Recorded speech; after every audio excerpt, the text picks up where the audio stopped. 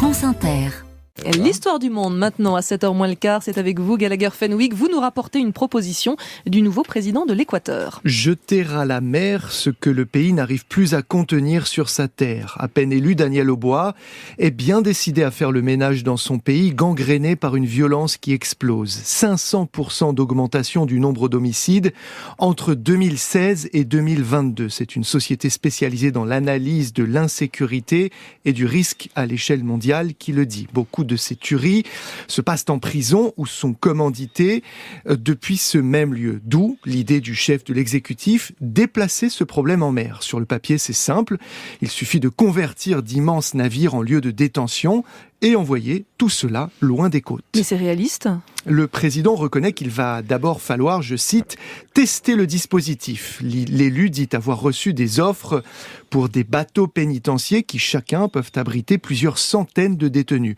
La location annuelle revient à moins de 10 millions de dollars. Le média en ligne local qui a suivi la conférence de presse sur ce sujet affirme que l'embarcation peut naviguer jusqu'à 80 000 nautiques des côtes, soit près de 150 km. Daniel Oboa explique que cela permettra d'envoyer les détenus les plus dangereux au large. De là à ce que l'idée prenne corps, il y a tout de même quelques interrogations qui n'ont peut-être pas été envisagées. La première d'entre elles concerne la logistique. Est-il prévu que les gardiens restent en mer avec les détenus pendant des jours ? Si ce n'est pas le cas, comment leur permettre de faire quotidiennement l'aller-retour ? Surtout si le navire est à plusieurs dizaines de kilomètres des côtes. Beaucoup de questions aussi sur le financement du carburant, de l'entretien, de la surveillance aérienne.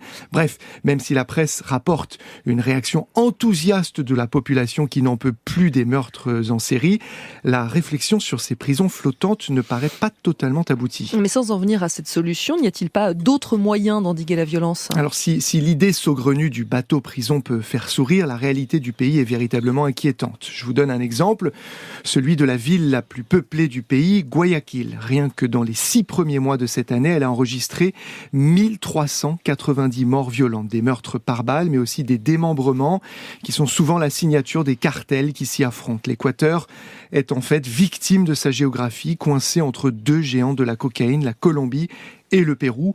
L'État a beaucoup de mal à affronter un narcotrafic dont les moyens financiers et matériels sont souvent considérables. Malheureusement, tenir une partie de ce problème à distance, même en pleine mer, ne permettra probablement pas de le résoudre. Le président équatorien qui rêve de prison flottante, c'était l'histoire du monde de Gallagher Fenwick.